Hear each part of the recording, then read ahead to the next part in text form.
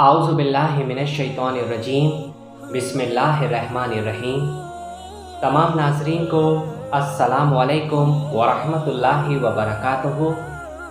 आप देख रहे हैं हमारा यूट्यूब चैनल दी अंसारियन और मैं हूँ आपका होस्ट MS अंसारी एक नई वीडियो के साथ। हम अपने तमाम नाज़रीन, हमारे सुनने वालों, हमारे चाहने वालों को हमारे यूट्यूब चैनल पर एक बार फिर से दिल से खुश आमदीद।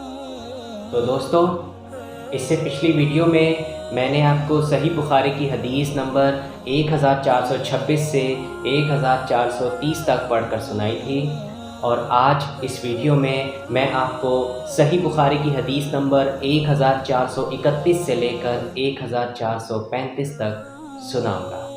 तो आप सभी लोगों से गुजारिश है कि आप इस वीडियो को आखिर तक ज़रूर देखिएगा। तो चलिए अब हम वीडियो को बाकायदा शुरू करते हैं।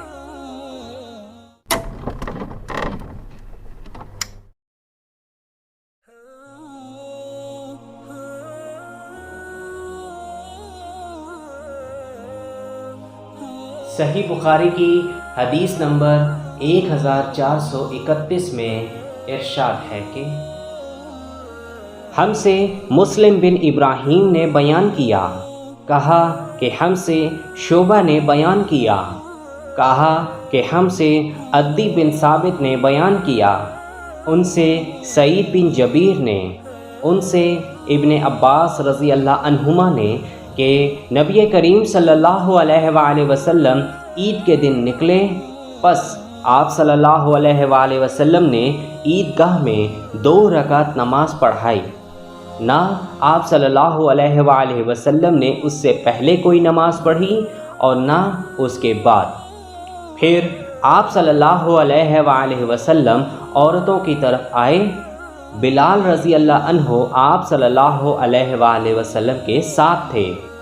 उन्हें आप सल्लल्लाहु अलैहि वसल्लम ने वाज़ व नसीहत की और उनको सदका करने के लिए हुक्म दिया। चनाचा औरतें कंगन और बालियाँ हज़रत बिलाल रज़ी अल्लाह अन्हो के कपड़े में डालने लगीं।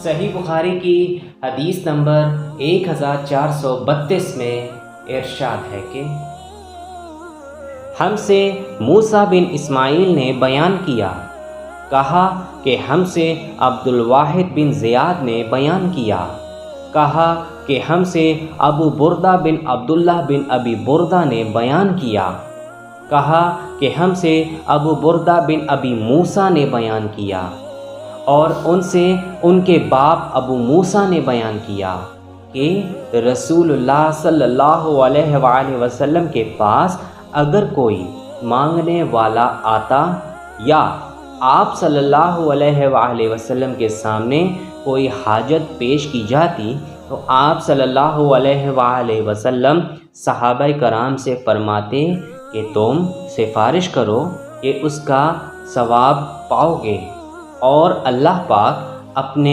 नबी की ज़बान से जो फ़ैसला चाहेगा वो देगा।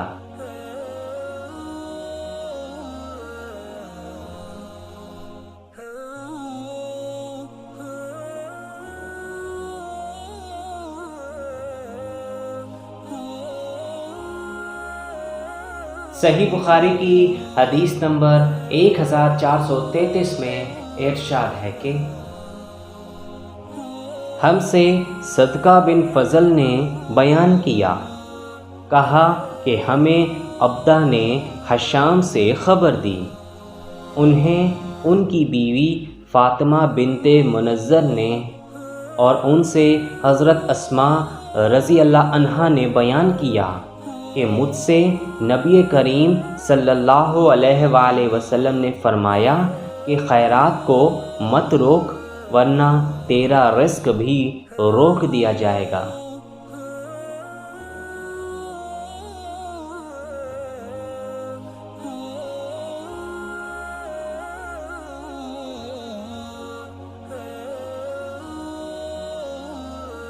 صحیح بخاری کی حدیث نمبر 1434 میں ارشاد ہے کہ ہم سے ابو عاصم ضحاک نے بیان کیا اور ان سے ابن جریج نے بیان کیا دوسری سند، اور مجھ سے محمد بن عبد الرحیم نے بیان کیا، ان سے حجاج بن محمد نے بیان کیا، اور انہوں نے کہا کہ ہم سے ابن جریج نے بیان کیا کہ مجھے ابن ابی ملیکہ نے خبر دی، انہیں عباد بن عبداللہ بن زبیر نے اسماء بنت ابی بکر رضی اللہ عنہما نے خبر دی کہ وہ نبی کریم صلی اللہ علیہ وآلہ وسلم کے ہاں آئیں۔ آپ صلی اللہ علیہ وآلہ وسلم نے فرمایا کہ مال کو تھیلی میں بند کر کے نہ رکھنا، ورنہ اللہ پاک بھی تمہارے لیے اپنے خزانے میں بندش لگا دے گا۔ جہاں تک ہو سکے لوگوں میں خیر خیرات تقسیم کرتی رہ۔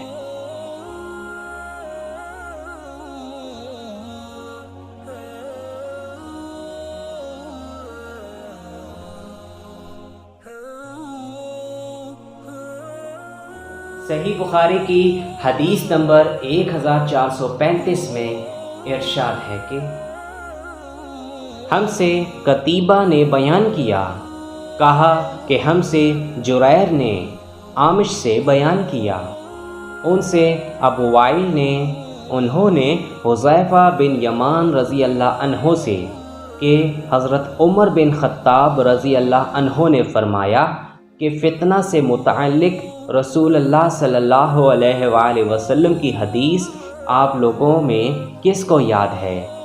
حذیفہ رضی اللہ عنہ نے بیان کیا کہ میں نے کہا میں اس طرح یاد رکھتا ہوں جس طرح نبی کریم صلی اللہ علیہ وآلہ وسلم نے اس کو بیان فرمایا تھا۔ اس پر حضرت عمر رضی اللہ عنہ نے فرمایا کہ تمہیں اس کے بیان پر جرأت ہے۔ اچھا، تو آن حضور صلی اللہ علیہ وآلہ وسلم نے فتنوں کے بارے میں کیا فرمایا تھا؟ میں نے کہا کہ آپ صلی اللہ علیہ وآلہ وسلم نے فرمایا تھا انسان کی آزمائش فتنہ اس کے خاندان، اولاد اور پڑوسیوں میں ہوتی ہے، اور نماز، صدقہ اور اچھی باتوں کے لیے لوگوں کو حکم کرنا اور بری باتوں سے منع کرنا اس فتنے کا کفارہ بن جاتی ہے۔ عامش نے کہا ابو وائل کبھی یوں کہتے تھے، نماز اور صدقہ اور اچھی باتوں کا حکم دینا، بری بات سے روکنا، یہ اس فتنے کو مٹا دینے والا نیک کام ہے۔ پھر اس فتنے کے متعلق حضرت عمر رضی اللہ عنہ نے فرمایا کہ میری مراد اس فتنے سے نہیں، میں اس فتنے کے بارے میں پوچھنا چاہتا ہوں جو سمندر کی طرح ٹھاٹھے مارتا ہوا پھیلے گا۔ حذیفہ رضی اللہ عنہ نے بیان کیا، میں نے کہا کہ امیر المومنین آپ اس فتنے کی فکر نہ کیجیے، آپ کے اور اس فتنے کے درمیان ایک بند دروازہ ہے۔ حضرت عمر رضی اللہ عنہ نے پوچھا کہ وہ دروازہ توڑ دیا جائے یا صرف کھولا جائے؟ انہوں نے بتلایا نہیں، بلکہ وہ دروازہ توڑ دیا جائے۔ اس پر عمر رضی اللہ عنہ نے فرمایا کہ جب دروازہ توڑ دیا جائے گا تو پھر کبھی بھی بند نہ ہو سکے گا۔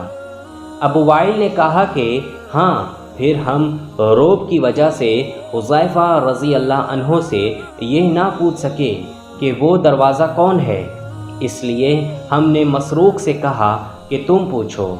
انہوں نے کہا کہ مسروق رحمۃ اللہ علیہ نے پوچھا تو حذیفہ رضی اللہ عنہ نے فرمایا کہ دروازے سے مراد خود حضرت عمر رضی اللہ عنہ ہی تھے۔ ہم نے پوچھا کہ تو کیا حضرت عمر رضی اللہ عنہ جانتے تھے کہ آپ کی مراد کون تھی؟ انہوں نے کہا ہاں، جیسے دن کے بعد رات کے آنے کو جانتے ہیں، اور یہ اس لیے میں نے جو حدیث بیان کی وہ غلط نہیں تھی۔